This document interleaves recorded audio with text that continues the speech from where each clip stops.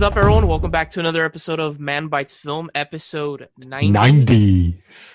My God, relax there, my bud. When you edit that, you're gonna see how deep you sounded. That's Jesus. right. I have to offset your squeaky voice, So Damn, did he just make fun of my voice? Wow, we've had like a week off, and he needs to catch up. That's Jesus. fine. My gloves are coming off, but I don't want to hear nobody whine and bitch later. Oh when my. I hurt your feelings. That's right, fat boy. Bring it on. Bring it on. Whatever, All right. Baldy. Yeah, exactly, Wait till I Mr. come down there and I come back to New York with your girlfriend. Is that so? Mr. Baldy over there, Lewis. Hello, everybody.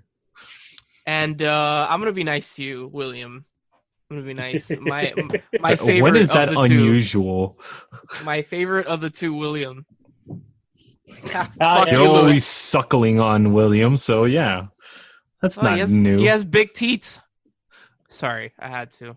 That's why the suckling. I know. I'd rather have big teeth than no hair. Woo! At least I can get rid of my teeth. I can't grow dead hair. Oh, I can.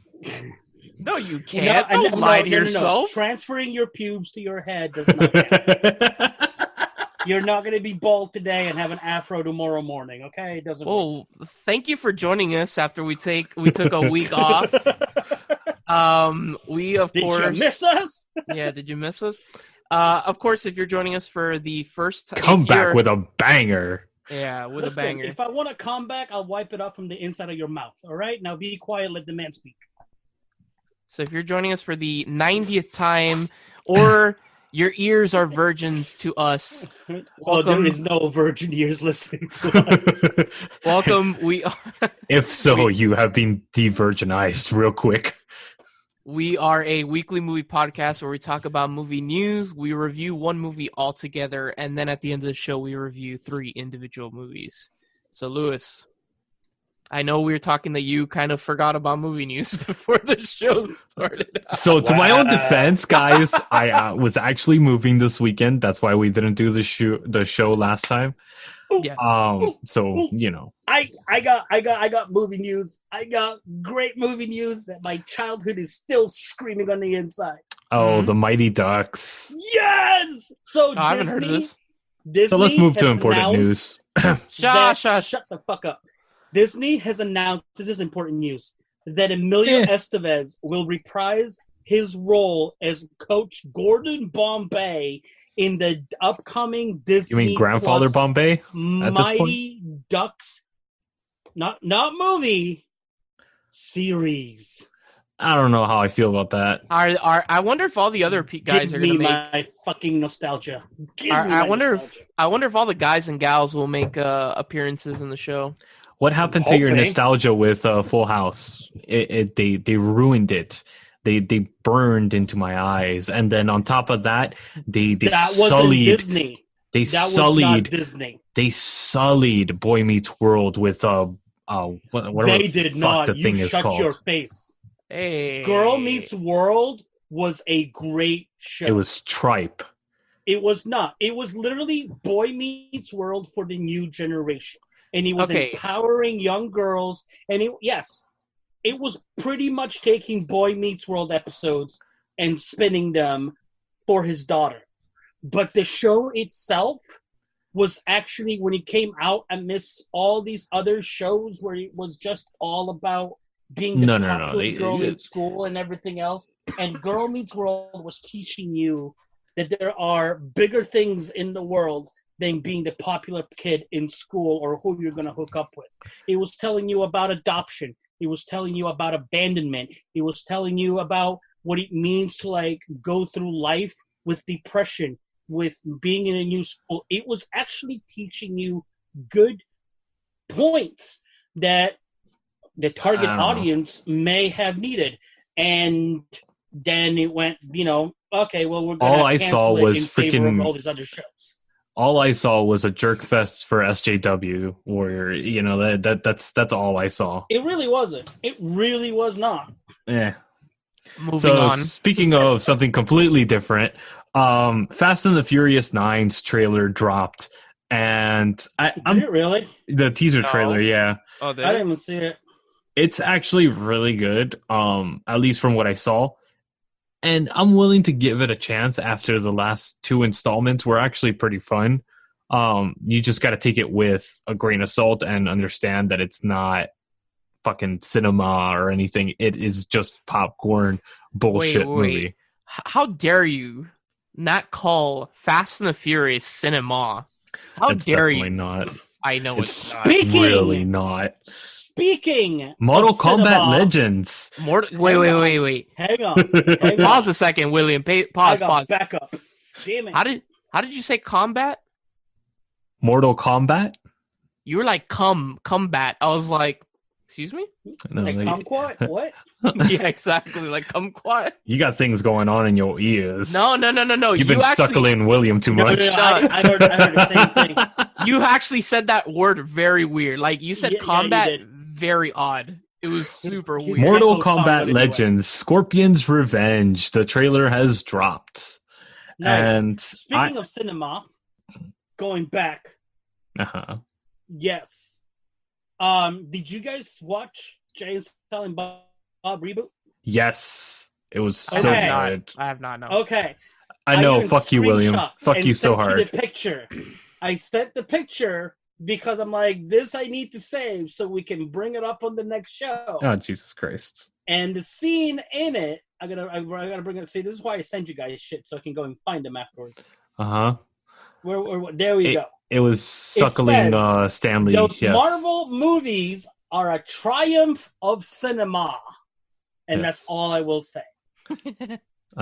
Moving on. What about Mortal Kombat? So yeah, they're released a trailer and they are going to be doing an animated movie of Mortal Kombat. Yeah, that's hopefully what Mortal Kombat won't be DOA.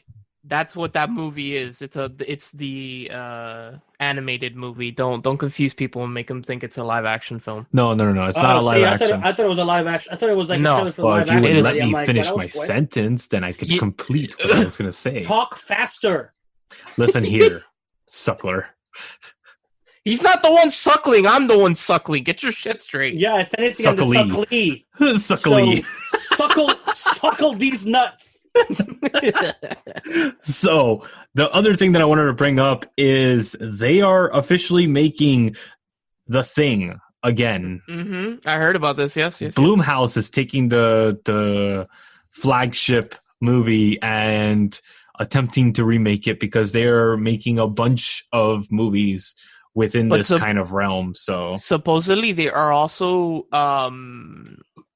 adapting certain lost chapters, quote unquote lost chapters from the book or something like that, and also deleted scenes from the movie that were too violent to be portrayed in the original film. People in the 80s were bitches, dude.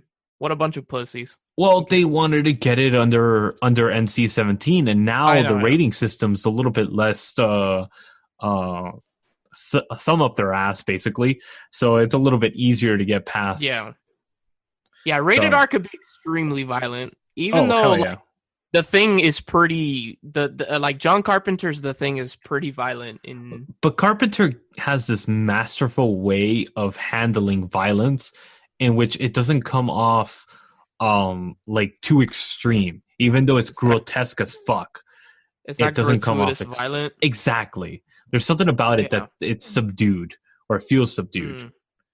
But so is it a movie or it's a show? It's a movie.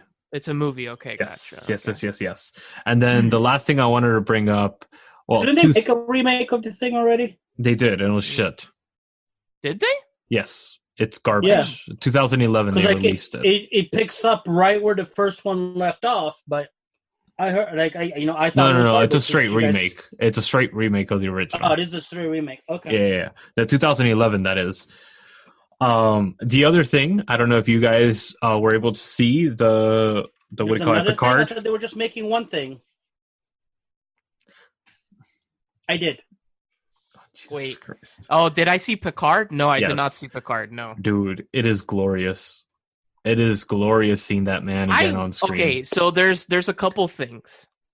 one, I don't have CBS All Access. Two, I know enough about Star Trek, but I feel like I don't know enough to be able to watch Picard and know what's going on. Here's the thing. You don't have to. Yeah. Because it starts off like all you gotta know is you have to know who Picard is. Yes. That's all you really need to know.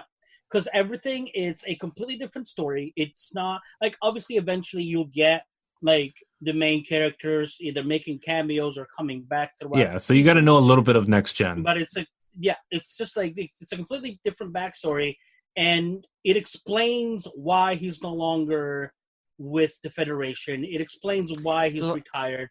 It explains like what happened in like 13 years since the end of Next Gen. So you don't need to have watched Next Generation. You don't need to have like but it's recommended. Yeah, I know that, but like for instance, like I know that this character, I forget her name, the one she's not from Next Gen, from Voyager, or the chick with like that thing under her eye, she's blonde. 709. Oh, that one. Yeah. Yes, thank you. Where's she from again?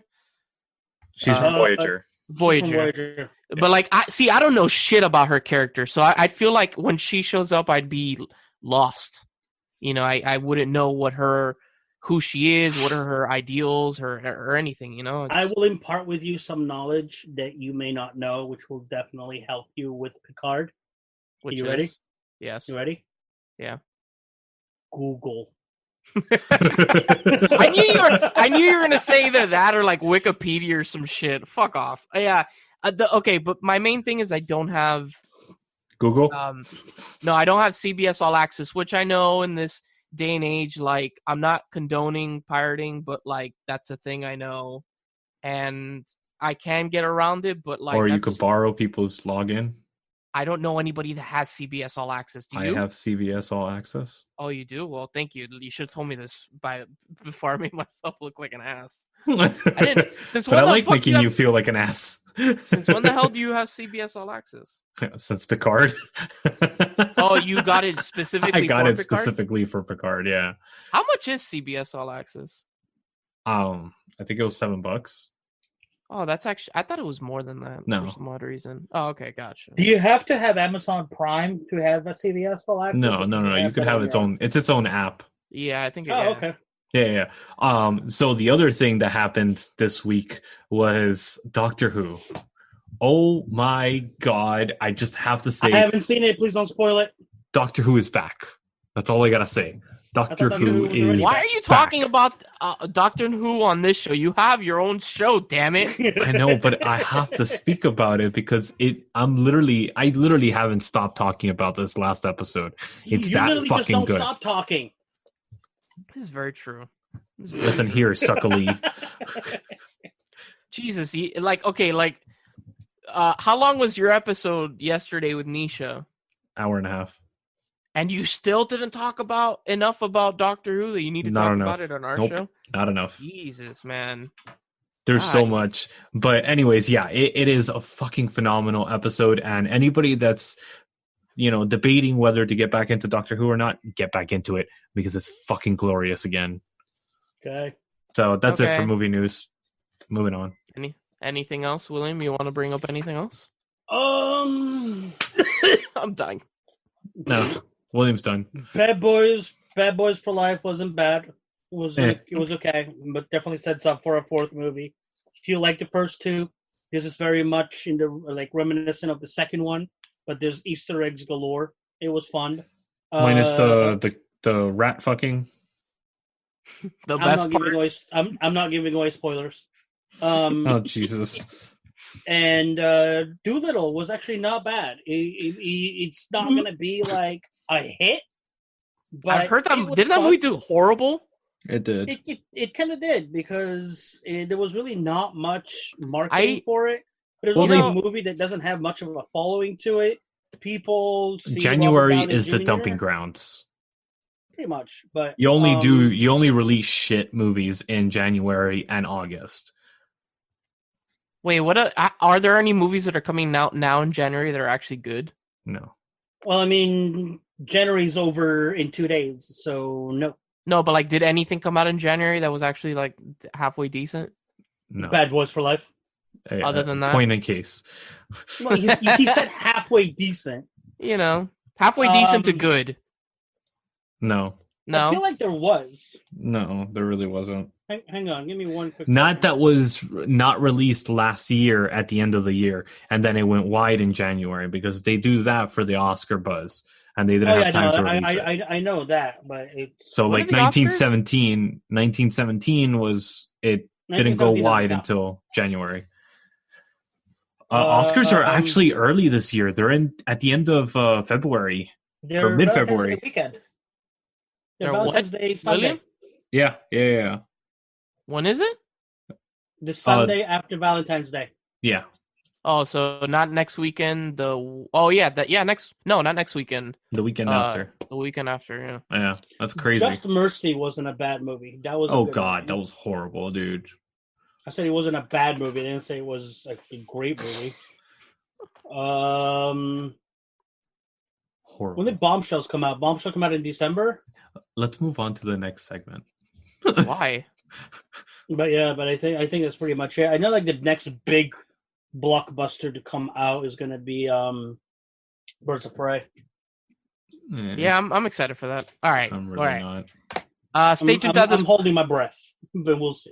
Yeah, I say so am I. Stay tuned at this quick break when we come at you with our new, not so new segment, the movie bucket list. The aliens are coming.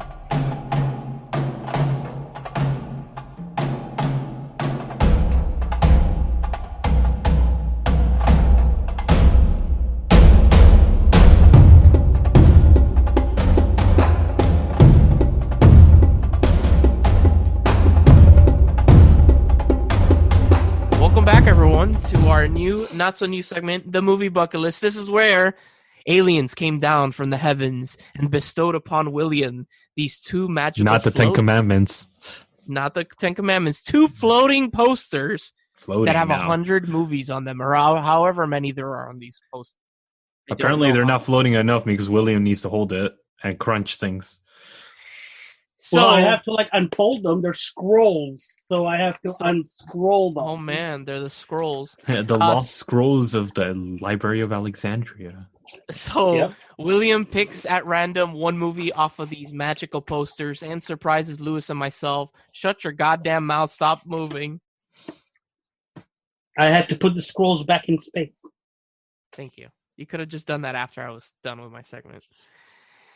And then we debate amongst ourselves if it should or should not be on this on these magical posters bestowed by aliens. Remember, because that's very important. Yeah, because I think there's a crackhead alien in there or something that's suggesting things. Makes goddamn. So, William, what did the aliens bestow upon you this time? What magical movie? Or not magical? God. What magical movie? Well, given the fact that we're in Oscar season, I'm going to go with an Oscar movie. One that definitely entertained us.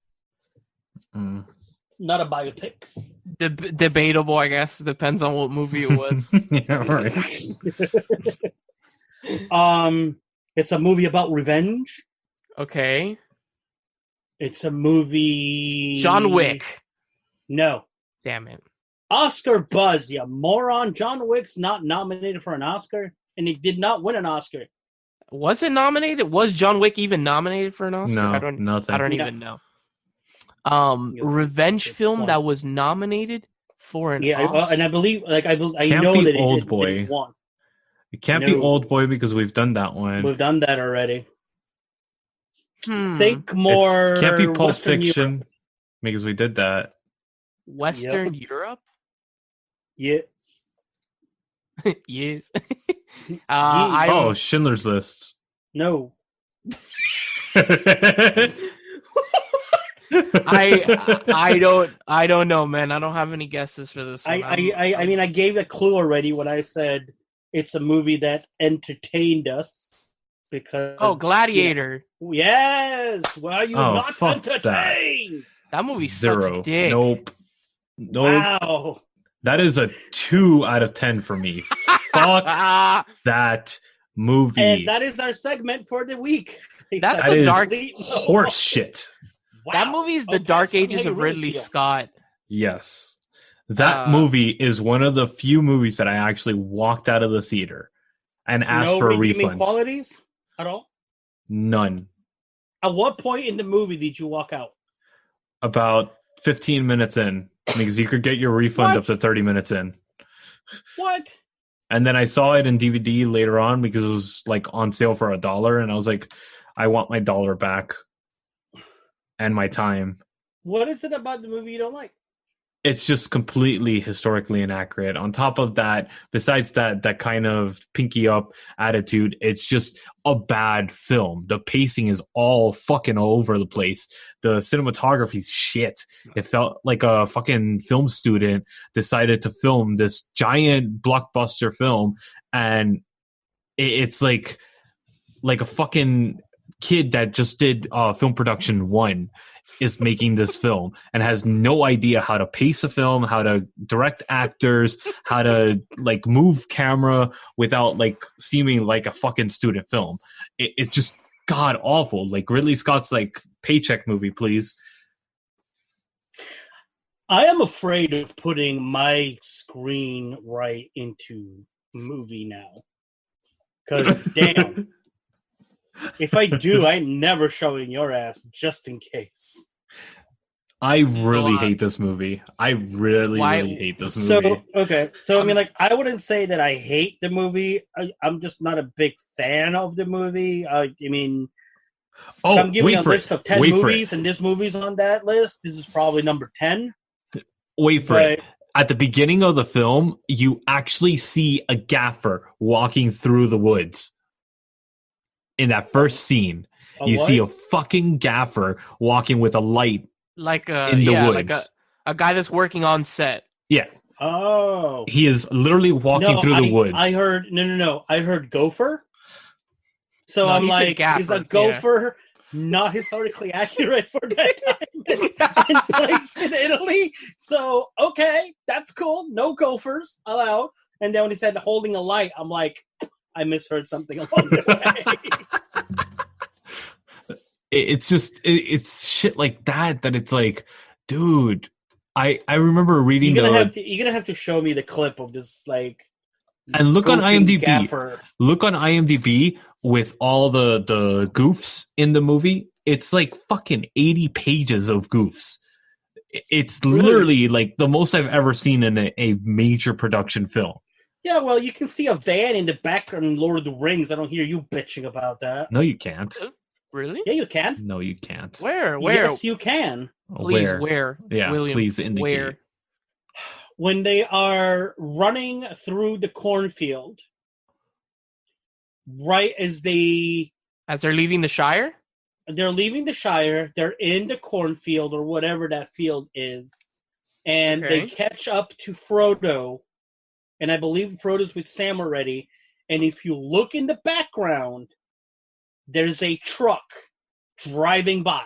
That's not a truck, you dumbass. That's the fucking the guy with the Sith. He's waving a fucking thing to cut the plants with. A scythe, you dumb. Yeah, who called me a dumb? No. There is a white vehicle in the background. You must show me this because I do not believe it. I've seen this movie a fucking million times and I've never seen that. I will. You've seen this movie a million times. You don't say. Could have fooled me.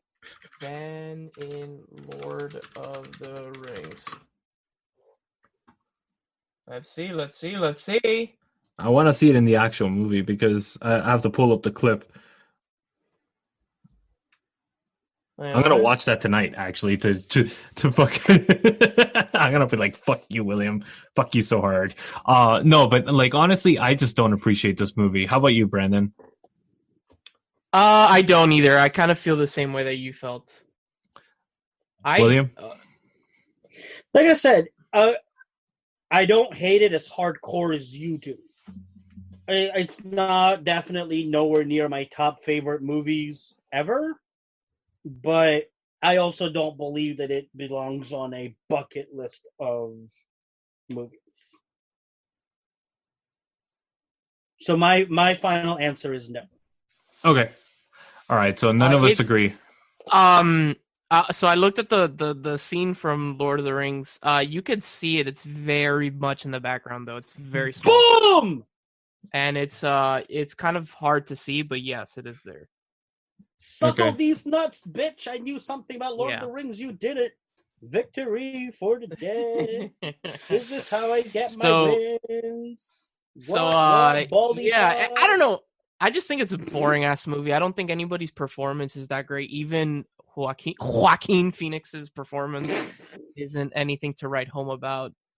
Joaquin before he was the Joker. Yeah, before he was the Joker. Before he had done movies like The Master and all that shit. And you think he's gonna win the Oscar? I don't know, man. I really hope that there's one movie that I legit hope wins something, and that's Marriage Story. Yes. That movie is so I know this is not to be like whatever, fuck it. The segment was a bit short, so I'm just going to talk a little bit like I watched Marriage Story recently, like a week or so, like a week and a half ago. And coming from somebody that has never experienced divorce, like my parents were never divorced, and of course I've never been married. But man, that movie struck a chord in me, man. Marriage Story was incredible. Yeah, I have not seen it yet because I don't know. It's just like I said, it's one of those movies that I feel like I have to be in a really shitty mood and need like a really good cry for me to watch this movie, just to add to it and just because I can't watch it like Thursday I have off and I don't fly out to Florida till like the evening, right? And I could sit and watch it, but then I'm gonna cry. And I'm gonna be like, I don't want to cry before I go on vacation. Fuck that. Look, and I want to watch it while I'm on vacation. Coming from I'm a big pansy. I cry for everything in a movie. I didn't cry for I cried like a little bitch in this movie. I didn't cry for Marriage Story. There was one scene in particular where I did cry, and it's not spoilery. Like, I'll be as vague as possible for Lewis. Like at the end when he's reading with his son. Oh, that's the scene that got me. That is it. Spoiler: he reads with his son. Oh my god. But everything other than that, like, yes, I felt bad, and there was like, it struck a chord within me, but it was more like I felt just bad for everybody in the movie. I didn't feel sad per se. Maybe it's different because you have experienced divorce on both sides, Lewis. So, but honestly, Scarlett Johansson and Adam Driver do an incredible job. They both. Speaking of Adam Driver, if you have not seen skits of him from this past weekend, Saturday Night Live, you need to watch him. There is not a single bad skit. Like, it's like even his opening monologue is very Adam Driver. It's funny. He's actually smiling, which is very not Adam Driver. What's the one where he like smiles really creepy and he comes up to the camera and he does that's part of his opening monologue. Oh, okay, cool. Because I saw like a GIF or something like that, and I was like, "That looks funky." Yeah, because he's like he says like, "I don't smile because when I do, I look creepy," and then he smiles and he's like creepy, and then he goes into the audience, sits down with somebody. He just randomly has like a signed Kylo Ren action figure, and he gives it to the guy sitting next to him, and then like very quietly goes, "If I see this on eBay, I'll fucking kill you." It's like, wow. And then as he starts walking towards the stage, he sees like the camera on like the hanging camera, and he slowly just walks up to it till he's completely out of focus and just smiles. Yeah, I saw that part. It's great. Like it's really great. Watch it. It's honestly, coming from somebody that, like, I'll be honest with you, I didn't know who Adam Driver was until I saw him in Star Wars. I've never seen Girls. Same. And all Same that stuff. here. Yeah. Honestly, watching him in Marriage Story, I was like, holy shit, this man can, like, legitimately fucking act. Oh, yeah. Yeah. Like, legitimately can fucking act, man. I've done a couple of other things since Star Wars. Yeah, like, I'm happy. Star Wars kind of probably gave him that push in his career, you know? And now he's, like, a big star and all that stuff. And I'm happy because he's actually really good. And for anybody, dude, and he's a former Marine.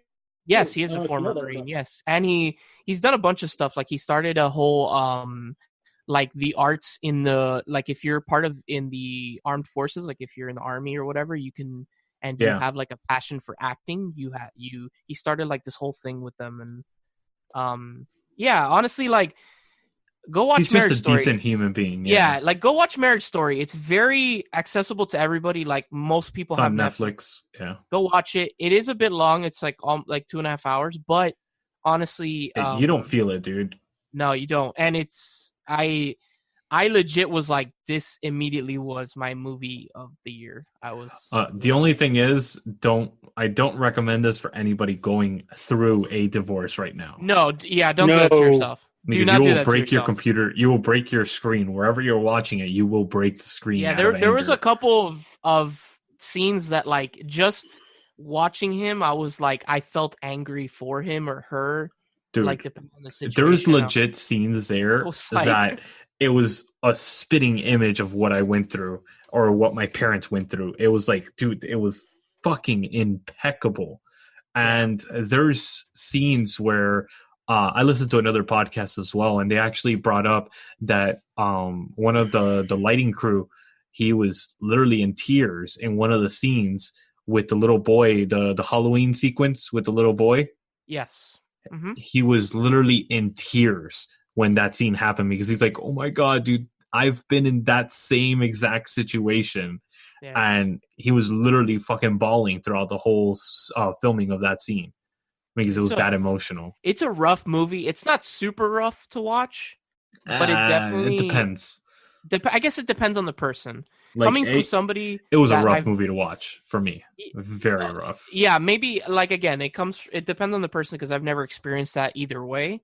So, I felt bad, but yeah, for you that you've experienced it in both senses, like it probably hits a different chord than it did with me. So, yeah. But by the way, he was good in Black Klansman too. I yes, he is, and he was. On a lighter note, so I'm reading right off of IMDb. Many viewers spotted a car in the background of the theatrical version when Sam says that he is now the furthest he has ever been from home. Yes. In December 1st, 2003 Newsweek article, director Peter Jackson confirmed this and revealed the car had been removed digitally for the DVD release. Jackson says, "We actually didn't know about the car until we were cutting the film. The smoke and dust was so bad because there was already lots of it around, but the bloody windshield was reflecting the sun back into the camera lens. So we erased it from the DVD. I think some people were upset because they tried to show it to their friends and it was gone. The infamous car is actually available on the DVDs because Peter Jackson said, I'm not going to erase my mistakes like some people." And he was pointing at a Star Wars statue. I'm like, was that pointed at Lucas? Yeah. But he's like, for shits and giggles. What did Lucas delete? A bunch of shit. The one that you were just mentioning, He was just referring to the edits that they did, the digital enhancements, quote unquote. Yeah. So yeah, I will give Lucas this though, because like for the longest time, unless you knew it and you watched it, you couldn't really hear it. The famous or infamous scene where the stormtroopers enter and like the guy on the right literally bumps his head on the top of the doorway. When they enhanced it, like when they went back and redid the Star Wars with like the explosions and whatnot, they actually enhanced the sound of him hitting his head on there. I don't think that was on purpose. Huh? I don't think that was done on purpose. I think they ran it through a filter, the whole audio file. Oh, but anyway, yeah. So I don't know which version of Lord of the Rings you have, but so it's not available anymore. You won't be able to find it on the actual hard copies anymore. It was only you could only see it in the cinemas. Literally, just go on Google and type in car Lord of the Rings, and it'll pop up. Or in the special features of the movies. Yeah. Yes. So, all right. Let's end the segment. Yeah. We rambled a little bit. Now it went too long. Yeah, no, it's fine. It's fine. Stay tuned as this quick break when we come at you live with the main segment of our show, the main review, which is my pick, Drive.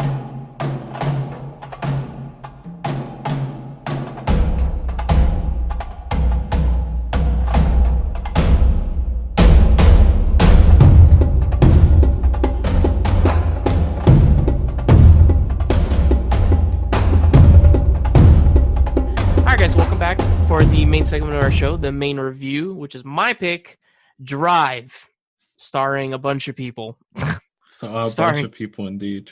It's starring Ryan Gosling, Oscar Isaac, Bryan Cranston, Ron Perlman, Carey Mulligan, and that's... Oh, and what's this chick's name? The one that plays Blanche. Christina Hendricks. Totally forgot about her, too. Yes, that's right. So Drive basically is about Ryan Gosling's character, who is never named throughout the movie. They call him the driver, who basically is a stuntman, a mechanic, and also he is a getaway driver for criminals. He does that on the side. And he's very... that on the side. No pun intended. No pun intended, yeah. Actually, I looked up how many lines he says in the movie. I think it's like 100 and something. Like, it's really low. Yeah. He doesn't For being talk a main lot. character, he doesn't talk a lot. He doesn't talk a lot. So what do you guys think of Ryan Gosling? I think he does fine. Good. Wasn't this the movie that like kind of propelled him, other than like The Notebook? Yeah. This is William, the movie that what do you think of Ryan Gosling as an actor? I like him. I think that he has shown his chops, that he can do drama, he can do romance, he can do comedy. I don't think he has range. I think he does. I don't think he has range. You didn't like those? He doesn't have like maybe I don't know. He's a character actor. He does the same thing over and over again in every film. He plays the very silent type, the kind of brooding silent type, and he really doesn't do much else. In Blade Runner, it's the same thing as in Drive. Yeah, he does the brooding character, bleeding. Yeah, he does a little bit of bleeding here. I like Drive though. I like the feel of the movie. So when you said this, maybe it's of late because like his older movies, like Murder by Numbers, Song to Song, Remember the Titans, like he definitely was like talkative in those movies. Yeah, but talkative is fine, but he still plays the same. He does the same facial expressions. He basically has an assortment of movements and facial expressions and ways of speaking and mannerisms that he sticks to, and that's it, which is fine, because if you do that well, it's okay. And he does, but he doesn't have any range as an actor. Well, doesn't mean that he's no offense, because they're greats, but Robert De Niro, Al Pacino, Joe they have Pesci, no range either. They don't have much range. No, they don't. Like some of the greats of cinema. I'm not saying that. I'm not saying that he's not that he's a bad actor. I'm not saying that at all. I'm just saying that he doesn't have any range. He just does the same thing over and over. He just doesn't know how to. He's kind of typecasted in that sense. Like, it's like Keanu Reeves, which is fine. Yeah, Keanu Reeves has got range. No, he does not. Yes, he does. Dude, he was not the same person in Speed that he was in... Yes, he is. No, he's not. He's not some, like, surfer, stoner guy that travels the world like he was. Honestly, all of Keanu Reeves' characters like Speed, Matrix, John Wick, they all look and feel the same. Yeah. All of them. Like his action movies do. But his comedy movies are very different than... Yeah, but how many comedy movies has Keanu Reeves actually done? Besides Bill and Ted. Yeah. Well, no, because those are comedy movies, so like at least 2. That's it. Yeah, that's it. I'm his other ones is... now. What's the one with... he did the one with fucking the surfing movie. Point Blank? Point Break or something like that? Point Break. Yeah, but he plays the same type of character. That's just kind of like... Okay. So what I was saying was that he's very similar character to that. It's very much a one act pony that he does in this film. So you have to be able to watch a film like that. That's how you could enjoy this movie. You have to be able to enjoy like movies that are slow paced, that are building on one character, and they're building a backstory. But that's it. That's all this film does. Yeah. So you were going to say something. The Replacements. That was such a good movie. No, it was not. Yes, it was. It was a good movie. Hardball made you cry. Oh my God. Lewis, you were going to say something. You said when I picked Drive. So I thought you're bringing up another movie. I think I remember what it was called. Crash. I fucking hated that movie.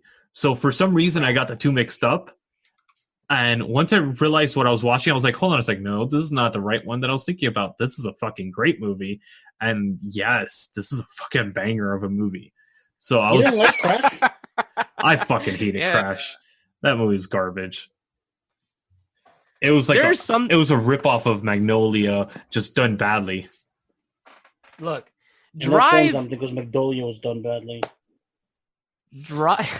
Drive starts out great, like the whole sequence when he's like, in the like watching the basketball game in his hotel room or his apartment, wherever the fuck, and he's like telling them like, you got 5 minutes, a minute before or after, like I'm not your guy anymore. That's it. Yeah. And like that whole sequence when he's driving away and like the music and stuff. Oh, I was like, this is beautiful. Even though if you really think about it. This movie did it first, but like Baby Driver is basically the same fucking shit. Oh yeah, 100%. Except the kid is like listening to music constantly. You could tell that Ryan Gosling's character is on the spectrum, very much like Baby Driver was. Yeah, I could see that. I could totally see that. I forgot that Oscar Isaac was in this movie. Yeah. I was like, oh my God, he's in this movie. I totally forgot about that. The movie and Ron Perlman, like my cousins and Ron Perlman, the movie has like build up, but like if you're looking for anything like actiony, this movie's not really for you. No, it's Nicholas Winding Refn. His type of movie is very, very like he does a specific type of film. And if you ever seen The Neon Demon, if you ever seen Bronson. What's the other one they did? Valhalla Rising. That shit was awesome, by the way. But I mean, they're all very similar to this. They're character pieces. They follow one character. They're building on that character, and they develop. The plot develops with the situations that the characters presented.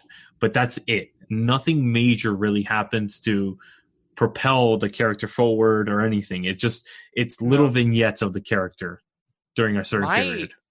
My favorite, like, aesthetically pleasing scene in the film for some odd reason is when he goes into the strip joint. Yes. And he brings the hammer with him. Yes. And like that's, I don't know why, that scene of like, it's really weirdly shot because like he's in a room with a bunch of, naked strippers. And he has just proceeded to hammer this guy's hand, break it. He has him on the floor. He has shoved a bullet in the guy's mouth and basically made him swallow it. And these girls are just super stoic. None of the girls are screaming. They're not moving, if you've noticed. Yeah. It's really weird. I don't know if that was done on purpose. Oh, I'm sure it was. I'm sure they're used to shit like this happening around them. That's why. You think so? I mean, this is fucking mobster. It's like a mobster area. So yeah, I wouldn't doubt it. This movie reminds me a lot of Taxi Driver. Like, yeah. Mm-hmm. Like it's very Taxi Driver, Joker-esque. So if you like those type of movies, I definitely recommend for you to watch it if you haven't seen it already. So what do you think, William? You've been quiet. I've been channeling my inner Ryan Gosling. Did you even watch it? Are you lying to us? No, I watched it. Okay. Well, he only had 2 weeks to. Yeah, I know, right? I had to rush through it tonight before I came on the show. I'm not gonna lie, I did.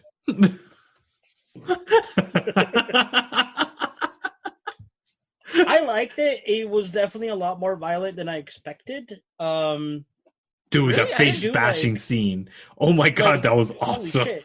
Like, but you don't see anything. You do. You don't have to.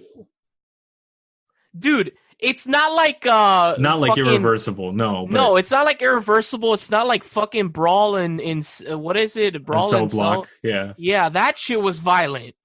No. Like this one, you barely see the guy's face. Yeah, he's like stomping on him, but by the way, that is my favorite scene of the movie. Is the whole elevator sequence. Period. The elevator sequence. I fucking love it. It's. So sorry, William. Go ahead. Yeah, continue. go ahead. Sorry. No, it's fine. I don't understand. Like, I understand why they did the whole side story or the whole arc of the NASCAR and looking for a NASCAR driver or a stock car driver, but then like it didn't really go anywhere, and I was like, I felt like they could have done a different arc for it without like. It felt like it was out of place. Well, you know what I mean, like. Well, wait. Spoilers, because I might bring up. So if you don't want to hear, yeah. Well, they spoilers. So I guess stop here if you don't want to hear this. Okay. So isn't the NASCAR thing just to set up like Ron Perlman and the other guy as like the antagonists of the movie, basically? That's it. It is. And it was to give exposition to the character that brings in what's his face? Ryan Gosling's character. Yeah, but I mean, like, then they go as far as like yeah, doing the whole him driving around to be like, you know, to be tested, to be shown that he can drive and whatnot. It was like, it felt like it didn't go with tempo of the movie. It felt off. To me, anyway, it felt off. Yeah. I feel like that they could have included the Ron Perlman antagonism and everybody else maybe a different way. You know, like he already realized he's the antagonist when he first shows up and he makes fun of the guy that's sitting at the table and basically tells him to get lost. You're already like, okay, this is the bad guy. Like, something's going to happen to this guy because this guy's just like the complete and utter douche right now. Well, it's also Ron Perlman. He emanates assholeness when you see him on screen. He really does. Actually, like, side note, my friend actually called him out to his face at a convention to where he apologized. She was in line. Wait, who apologized? Ron Perlman? Ron Perlman apologized to a fan. Okay. Okay. Apparently, there was a fan in front of my friend, and I want to say it was my friend Latoya, and she said something or forgot what it was, but he made a very off-the-cuff, almost sexist kind of comment to his handler, to where like even his handler kind of had a look on his face of like that. Just, you know, it seemed like it was like a kind of like very rude, especially to say out loud at a convention within earshot of this fan that had just walked away. And my friend Latoya just went, like, she didn't go off on him because like she's not that kind of person, but she definitely was like, you know, that's extremely rude, and you know, this is, you know, why people don't feel comfortable in their skin and they feel like they have to hide who they are because they hear comments like that, and they may not say something, but I'll definitely be standing up for them. And this other person was like a complete stranger. She had no idea who this person was. And like, she made him understand that what he had said, especially out loud on the floor, was not something that was very, like, was acceptable, to where he apologized to her and said, I'm sorry. And, you know, he was just like, you could see that he was not taken aback, but surprised that somebody actually called him out on his, you know, moment of, well, I don't know how you want to call it, because I don't want to say that the guy's always like this. I don't know. I've never met the guy. I've never heard any of the stories. I've met him before, and he was nothing but a fucking gentleman.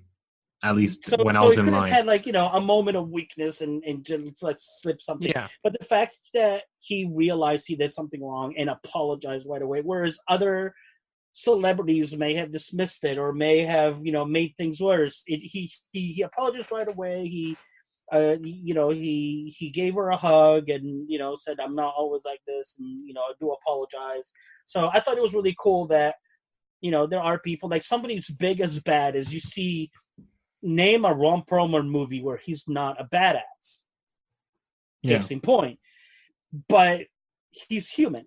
And he realizes that when he made a mistake, instead of trying to make excuses for it, he apologized and moved on. And hopefully, it doesn't happen again. But I thought it was just like really cool that,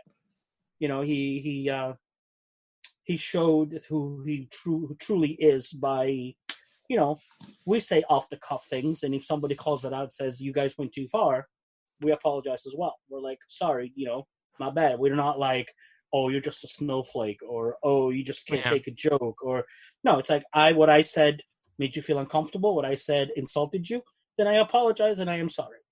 But anyway, again, in this movie, he's one of the badasses and the antagonist, which, I mean, to some level, it was kind of predictable. To some level, I was still kind of like, "Oh, okay, that's a good spin." I liked the movie. It was entertaining. I liked it more than the first time I watched it because I watched it when it first came out and I forgot a lot about it because it was just, I don't think I was in the right mindset to watch it when I first saw it. But this viewing, I was by myself, middle of the day, relaxed, put it on, and it went by relatively fast. There are definitely slow portions. There are definitely, parts where you're like, "Oh my God, are we, let's go, let's keep this going." But I like it. I kind of wanted more sequences like Baby Driver, where like he kind of drives around and is like the getaway driver for criminals. I wanted more of that because those sequences were pretty cool. I wanted to see a little bit more of that too. I agree, but also it needed to develop the characters around him. Yes. So he needed to have that. They gave us just enough to show that he's a badass behind the wheel. That's all they gave us, was just enough to give us that. And honestly, I've always been a sucker for like those gloves, like the driver gloves. Yeah. I think those gloves are super cool, and his jacket with the scorpion on the back is super cool. The movie has a lot of character, and I think it's if you're a fan of, like Lewis said, of like Taxi Driver or Joker, like it's these slow burn movies that are more about the characters than like action sequences and whatnot. Yeah. But it's good. I do enjoy the movie. What do you give it? I'd give it like an 8, like a 7 to 8, like in that range. I'll give it an 8.5 out of 10. William? There you go. I'll give it a good 8 out of 10. Sweet. Yeah, I think 8. Yeah, like I stick with the 8. I think aesthetically the movie is really cool. The music choice is really good too. I think it definitely is. It definitely is. It goes well with the movie, and there's some really cool scenes, like the elevator scene that Lewis was talking about, and the scene that I was talking about in the strip joint. I think those are two really, really neat scenes. So yeah, it's streaming on the Netflix. So it's super. Well, of course, Netflix. everything we review is on the streaming service. So yeah, it's on Netflix. So it's super easy to watch. Yes. All right, guys. So stay tuned at this quick break when we come at you, not live, never live, with the final segment of our show, the individual reviews. Cue the drums. I don't know why, I just felt like saying that.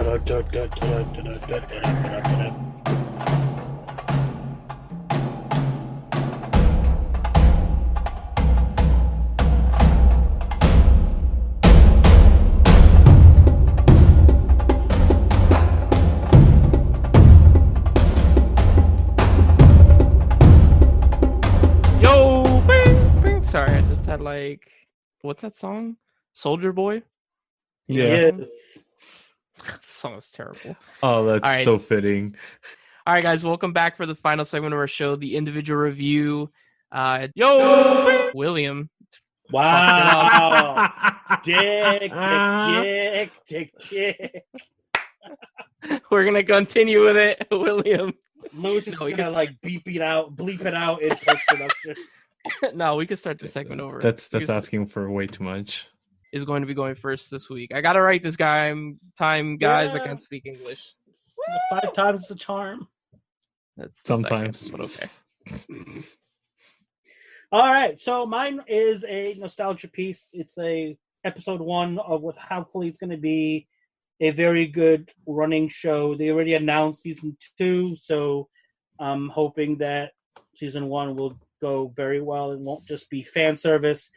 I'm not a huge fan of the series, but I decided to give this a chance because I'm like, let's see if I can pick this up.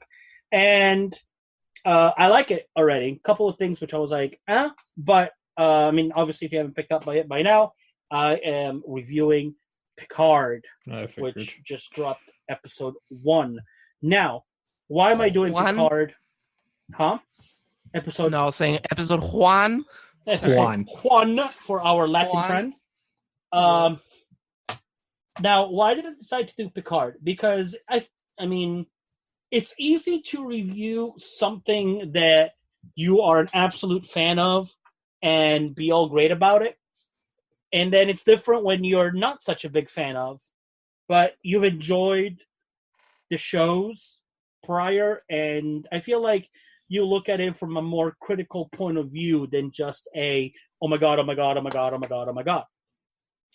And then, like, I've always been more of a Star Wars fan than a Trekkie. Nothing wrong with Trekkies, just, I enjoy it more. He hates them, every single one of them. Kidding. Wow, that does not seem logical. But live long and suck this. I've actually learned to appreciate Star Trek a lot more over the last year. Oh, I can agree with that. I actually enjoy it a lot more than Star Wars for sure. I wouldn't go that far, but I wouldn't go that far either. Yeah. It's more philosophical. It's more intellectual. When we moved to the States in '93, my mom was watching, it was already on syndication, but my mom was watching Star Trek: The Next Generation. So that's how I kind of got really introduced to Star Trek. I didn't get introduced with Kirk or anybody else or the movies. Next Gen was like my first Star Trek show that I started watching. It's also the show that, but watched a lot, huh? It's also the show that like propelled Star Trek into mainstream. Mainstream, yeah. No, because the OG Star Trek, it's horrible. I wouldn't say it's horrible. It's dated, yes. It's a product of its time, but it was very niche, and if you liked it, if you were into sci-fi in the '60s, yeah, okay. But Next Generation totally blew that out of the water and brought it to the mainstream. I actually prefer Voyager over Next Gen. Oh, okay, cool. Sorry to interrupt you, William. No worries. Voyager was my second favorite. I would probably go Next Gen, Voyager, Deep Space Nine, original. I haven't seen Deep Space Nine yet, but I saw Enterprise, and that's probably third on the list, and then the original Star Trek. Well, actually, I would probably go Next Gen, Orville, and then the rest. Orville? Orville's good. Orville's actually good. No, it's not. No, it's not Star Trek, but it's definitely very Star Trek light. Yeah. But it's not like a parody. It's just like Star Trek with more humor, but not belligerent humor. You know what I mean? It's more like it's not like Galaxy Quest. Yeah, no. It's more like camaraderie humor, kind of like how we would be on an Enterprise. Is how I wouldn't go that far. We would make fun of each other, but when the shit gets real, like Orville they talk about trans issues. They talk about civil rights. They talk about women's rights. They cover a lot of different real life situations and how they go about, because you live in tight quarters like that, So I was really surprised by the Orville, which I can't wait for, because Fox dropped it, but Hulu picked it up, so they're gonna. Hulu. That's why it hasn't been showing. Thank you, Hulu. But anyway, back to Picard. So I forgot we're reviewing Picard. So I enjoyed it. I enjoyed it because yes, I like Jean-Luc Picard. He is my favorite Star Trek captain. But also, it is a show that if you know the most basic knowledge of Star Trek, like you've heard of Starfleet Command, you've heard of Vulcans, you've heard of like 2 or 3 different species around the Star Trek world. You're able to pick this up without having to binge watch however many seasons of Next Gen for it to make sense. It's its own storyline. It stands up on its own. Yes, in the future, obviously, the previews you see cameos of future, you see cameos of other characters that they join in. So again, they start right off with existentialism and the right to live, which, I mean, that's really just knocks on everybody's door. The scenery is very well done. There's a couple of scenes where the CGI is like, There's like specifically one scene when Picard is running, and he's running with this girl who's very young, and they're running at the same speed, and he's not even like out of breath. He's just like poofing it like he's how old is Patrick Stewart? How old is Patrick 80s? Stewart? In his 80s? At least. Holy shit, man. I think it has to be at least 70. Let's find out. How old minimum is Patrick? I got it. He is 79. There you go. 79. He turns 80 July 13th. So he's almost there. He's almost there. And he's running at the same speed as like this teenager. And it's like he couldn't do that 13 years ago on Next Gen. He can't do that right now. Like, come on. Let's like I know this is sci-fi, but come on, let's keep it real. And then there's like this massive explosion, and you just see him get blown backwards, and then he just stands up without like a single scratch on him. He's like completely fine. I'm like, somebody post-production is getting fired right now. But other than that, like really, other than that, it's enjoyable. I liked it. It goes by, it's 43 minutes. It feels like 43 minutes. It's not like feels like 3 hours. It's not blinking, you'll miss it. If I'm not mistaken, it drops every Thursday. Yes. I'm not sure how many episodes it's going to have. I think it's 10. Probably 10 because it's an online show. Probably like around 10. And if you haven't seen it yet, Google Patrick Stewart on The View, because he invites Whoopi Goldberg to join Picard in season 2, and you just see like this genuine reaction from Whoopi that she was not expecting this, and it's, I don't know, like that's what really tugs at my heart. Like, fan service is great, cameos are great, but when you see like real life people, just like especially celebrities, because we put them on such a high standard, they're like almost not human anymore, that it's, just seeing it like, oh my god, like choking up. It was fun to see. So if you're a Trekkie fan, if you've never seen Star Trek and you wanted to start something new without having to go like, oh my god, there's like 15 seasons of this show and 9 of that one, start with Picard. It's 1 episode, 10 seasons. If you don't like it, you wasted not even 10 hours. You move on with your life. So the first season of Picard is going to have 10, and it has already been renewed for a second season. Yeah. For 10 episodes, second season. Nice. So we're guaranteed 20 episodes. Yeah, so we're guaranteed 20 episodes. Honestly, knowing how Star Trek shows do, other than like Enterprise, I'm pretty sure Picard will be around for... Even Enterprise did 3 seasons, I think it was? 3 seasons. Yeah. And I think the other, Star Trek Discovery, right? Discovery? Yeah. Is the one with Bakula? That's Enterprise. That's the one with Bakula. Oh, that's Enterprise. Discovery is the new one with Jason Isaac. Yeah. Yes.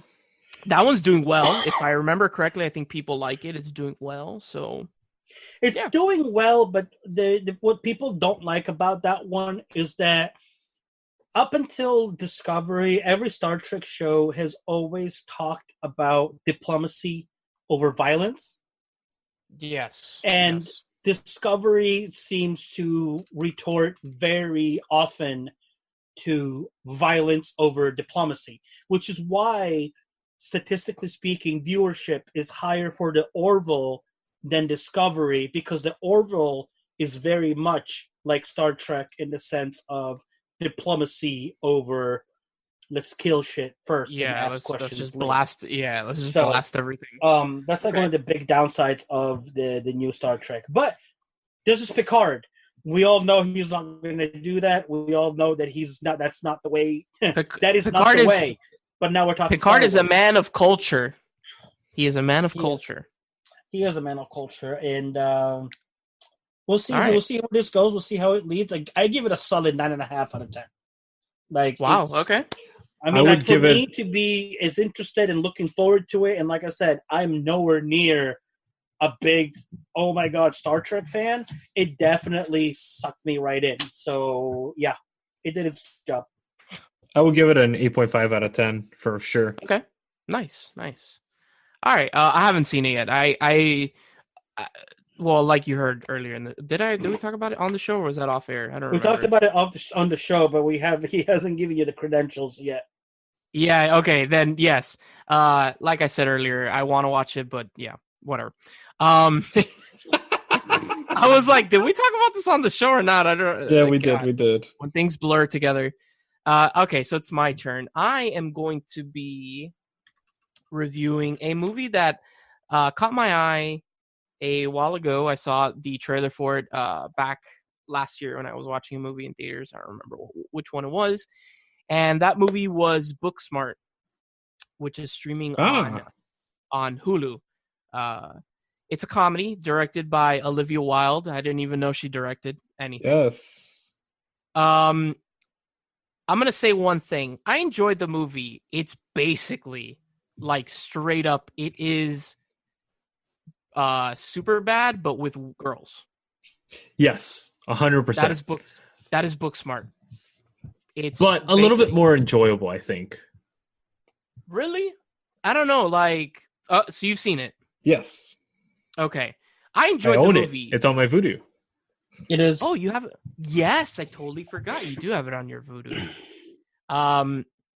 So I knew that it was like this tale of like these two like geeky girls that want to like, you know, make a name for themselves on the final night of their high school career. But I didn't know that it was going to be that much to the T, like Superbad. Yeah, I mean, mean, even at the end of the movie, one of the girls is like hooking up with somebody, and they barf on that person, which happens in Superbad. I mean, it is 100% like a female version of Superbad. I'll give you that. It but really is. I felt like the characters were a little bit better done. Maybe it's just because the years have been a little bit better for movies, and the writing was a little bit better than Superbad. Because Superbad to me was like a 5, 6. Really, it was an okay movie. I really like Superbad. I think Superbad is very charming and funny. Then again, I also hung out with a lot more women than guys, so it kind of maybe I identify a little bit more because I remember how that's how chicks acted back in high school rather than that's how guys acted because I hung out with more. So it's like, you know, maybe that's why. Yeah, I liked it though. The characters felt believable to a certain extent. Like some of the characters, I was like that they turn out like they're constantly making fun of her, and they turn out to just be really nice people at the end. I'm like, that's kind of horseshit, but whatever. I don't know. Yeah, that was kind of weird the way they did that. Like the entire movie, they're like, oh, this girl is like super uptight and, you know, doesn't care about anything except school. And then at the end of the movie, they're like, you're cool. And I'm like, how does this make how do you go sense? like that? Yeah. I mean, a lot of like high school movies are like that though. Like it's nothing really new, you know, it's like really, this takes it's like watching Full House and being surprised that in 30 minutes it solved an issue. That never happens. Like, come on. But no. Also this movie that I think Superbad doesn't do is that it kind of, I feel like this movie masks itself as a comedy, but then it like hits some like really like serious issues towards the end of the movie, like when the girl hooks up with the other girl, and like it basically hits on stuff of like, you know, this girl's a lesbian, she's never like, it's, I don't know, I assumed that she had never really been with another woman before, another girl, and it's her exploring her sexuality and stuff like that, which I don't know, like, well, Breaking Bad, Superbad never did that. Wrong show, wrong movie. Definitely not the same. That got dark fast. Right. Yeah, I don't know. It definitely it like hits like some serious issues, but then it goes very quickly back into being a comedy by the end of the movie. There's like this split just part like towards the end when they're at the party, Lewis, like the main party, where they kind of hit like some very serious notes, like her hooking up with the girl, and then the main character Molly liking that guy, and it's kind of like he doesn't like her back. And I think the movie is a little bit meandering, and it has its moments where it's kind of like, okay, I've seen this done better, and it has continuous moments where I feel like I've done this better. Yeah, what the fuck was that? Was that a fart? No, that was my stomach. Whoa, dude! Jeez. William, did you hear that? What? Oh, you didn't hear it. It was like, whoa. My stomach agreed. Yo, I know that like Rotten Tomatoes doesn't mean anything, but this movie has a 97%. Yeah, no, that's bullshit. That's 100%. Like, yeah, they paid for that score, dude. They paid for that score. It's a good movie. I enjoyed it. It's funny. It's a charming. 6 out of 10. It's a 6 out of 10 at best. I would give it a 7. It was okay. It's a like fun a 6.5, movie. 7. Yes. It's a fun movie to watch. It's not, you don't take it serious. Don't think that it's going to be this revolutionary thing or any of that stuff. It's just a fun movie to watch. That's it. Yeah, it's. What do you give it? I gave it like a 6.5, 7. Oh, I didn't know also that like Carrie Fisher's daughter's in this movie. Really? Yeah, you did. Do you remember her character? No. The chick that's always showing up at the parties, the one that gives them the strawberries with the drugs. Oh, Lord? Yeah, Lord. Yeah. Okay. That's Carrie Fisher's daughter. She's in this movie, and she's just really like out there and funny, and I enjoyed her character. Yeah, I liked her in Scream Queens. I know that show was stupid. It wasn't like great, but I loved her character in Scream Queens. But honestly, it's charming. It's not great. I'll give it a 6.5, 7. It's on Hulu. I think there are definitely better like coming of age, quote unquote coming of age like comedies. But yeah, check it out. Booksmart. Sweet. All right, Lewis, what do you got? So I have a limited series. It's a docu-series.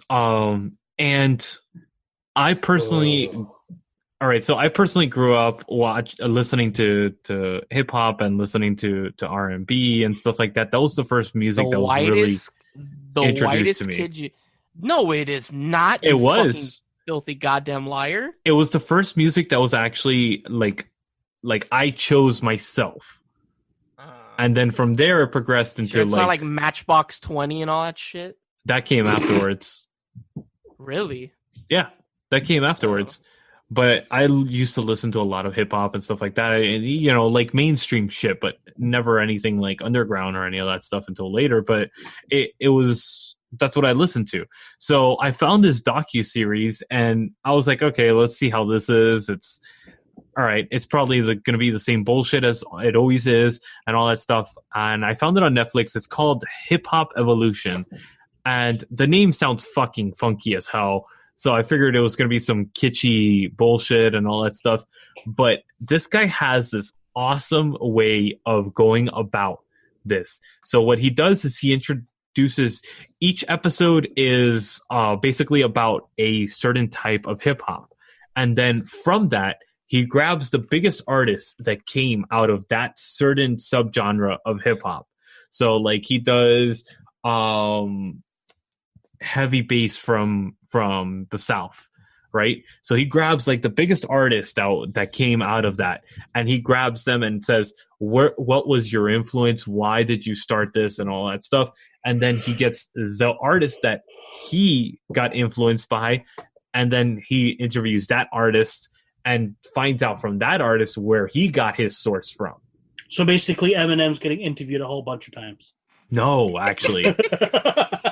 Actually, amazingly enough, like they really don't touch on the majors that much. They touch on like artists that you haven't heard of, like unless you really got into hip hop, and it's like, holy shit, dude, this is awesome. But I mean, like that to me was what makes a good documentary, because like it's easy to go out and set up an interview with like, you know, I say like easy, but like, you know, it's to get the viewers to be like, oh, we got Dr. Dre, we got 50 Cent, and we got Eminem, and we have all these big names.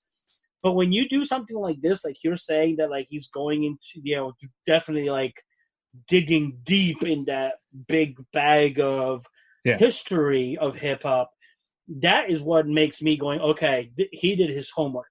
Like this guy goes all the way as far back as the 1970s, and he finds the source of hip hop, that it was actually like DJs and stuff like that at clubs that were deciding to do samples. It was the first time people were scratching records, and they're like, let's do samples by scratching this record and making that sound repeat over and over again.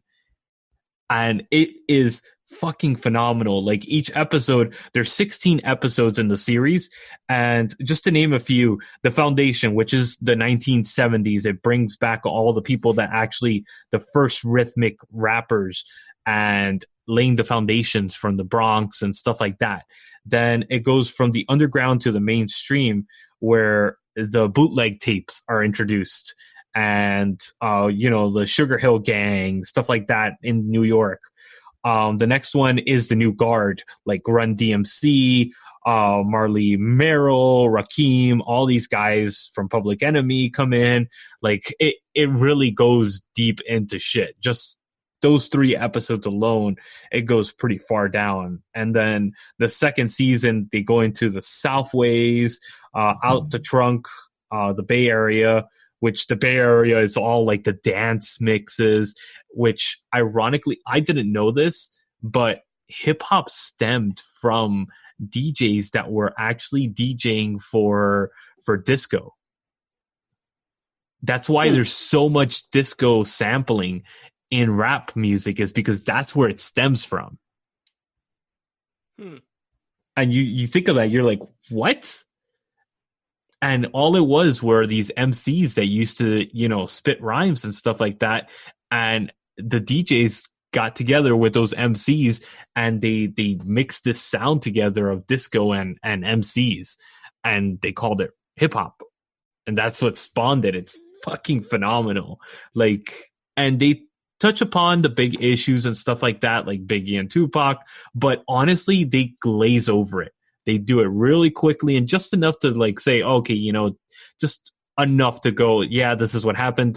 And they acknowledge all the points that happen, but they move past it real quick. They don't linger on it. It's like a quarter of an episode. It's not even a full episode. And what they concentrate on is all the issues that stemmed from it, which is fucking fascinating. And just this docuseries is something, anybody that's into hip hop, you gotta fucking listen to this, watch this, enjoy it. I literally had put it on from the beginning of the move, and I finished it at the very last day that I unpacked stuff. And it was just playing in the background, and I was enjoying it so much. So definitely something that you guys should check out. It's actually really fun. The only thing about this that's kind of funky is when you're playing the episodes, you have to play the first season, but from the episode that's about to go to the second season. It's really funky the way Netflix spaced it out. Mm-hmm. Yeah. So when you play the first season, you have to go like if you're about to move up to the second season, but then you go down one back to the first season and you let it play. And then you have to do the same thing with season 2 and season 3. Means if not, it plays out of sequence for you. It's fucking weird. What the hell? Yeah, it's really I wonder funky. why. Yeah, I don't know, but it really messed with me. And at first I was like, what? How did it jump from this to that? It jumped from like the 70s to the 90s. I was like, this is off. But no, you have to play it in that order. So just heads up, it is a little wonky on Netflix, but it is well worth enjoying it. I give it a 9 out of 10 because it's informative. It gives you information that you didn't know if you're an amateur hip hop fan. And it really explores a lot of artists that you never heard of, and you're like, oh shit. I've downloaded like about 30 tracks after this because I was like, I have to listen to these guys. Okay. So yeah, I've really expanded a lot of stuff, and it's really cool. Especially, I have to give a special shout out because there's one episode that it really stuck with me. It was they brought DJ Laz to introduce Miami bounce music. Oh my. And I was like, God. oh my God, DJ Laz. Yes. I remember seeing him so much, dude. Like, oh my God. All the Power 96 shows and all that stuff. So everybody in Miami knows exactly who I'm talking about. Everybody outside has no idea. But check out DJ Laz, and, his singles and stuff like that are awesome. They're freaking cool. Don't worry, you're not missing much. Oh, shut up. All right, so what do you give it? What's your rating? 9 out of 10. 9 out of 10. Yep. All right. So it's your pick, right? Yes, it's my pick, but we're gonna start doing this thing that we are actually gonna let the listeners vote. Forgot. So I'm gonna give you guys 2 options, and then you guys are able to vote on these 2 options. We're gonna put the voting from Friday until Saturday. So Saturday morning, Saturday morning we'll have a determination, and we'll be watching that movie based on that. So the 2 movies is Francis Ha, and The Squid and the Whale. Bro, what the fuck did you? What? The Squid and the Whale. It's the same. Both of these are directed by the same director that did Marriage Story. Oh, okay. Noah Baumbach, both of them. The Squid and the Whale is Jeff Daniels, Jesse Eisenberg, and then the other one, Francis Ha, is Greta Gerwig, and a couple other people, but Greta Gerwig is the main star. I didn't know that he was married to Greta Gerwig. Oh yeah, that's what Marriage Story is about. It's about his divorce with her. Yeah. Oh. Yeah. Okay. Makes sense now. Please, guys, go and vote on which movie we're going to be watching. I want to hear your guys' opinion. Which one is a better pick? I have a feeling that I know which one's going to be picked, but let's see. Either one is really good, so I hope you guys enjoy. Awesome. All right, guys. And so before we go off the air, real quick, I may or may not be on the podcast next week. I'm going to be spending a week in Florida, so hopefully I'll be able to make my way recording night to record. If not, I will see you guys in a couple of weeks.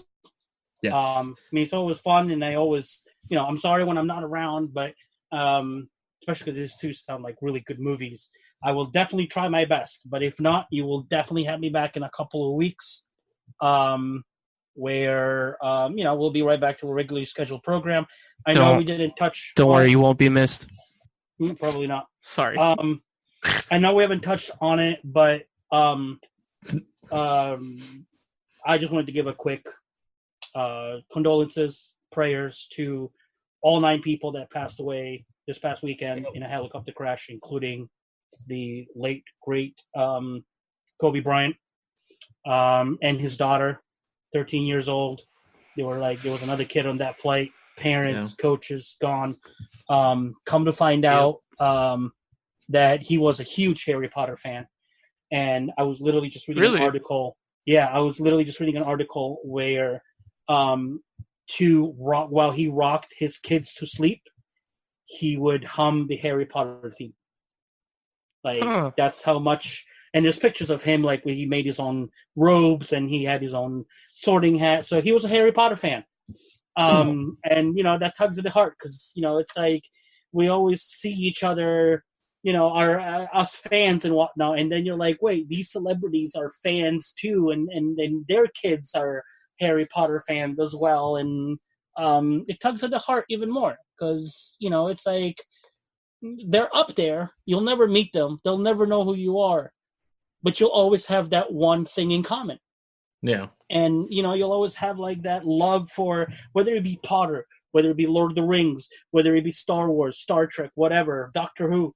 It's fun knowing that, these multimillionaires are kids at heart, just like we are. And I'm sure that if they weren't going to get mobbed at conventions, they would probably want to go out there and do their thing with their kids as well. And, some do incognito, but it's harder to do for them. But, I just wanted to give, like, I know we don't necessarily do, like, a moment of silence, but definitely prayers and condolences to all the families involved, and not just the Bryants, but all the families involved in this crash that happened. But anyway, back to you, Brandon. On that note, Jesus. Of course, if you like our show, check out our other stuff. We got Madman with a Mic. I don't know if Lewis even does that anymore, but I'm going to continue to say it. Yes, I do. Oh my God. What's the name of Doctor Who in review now? I forget. The Whovian Complex.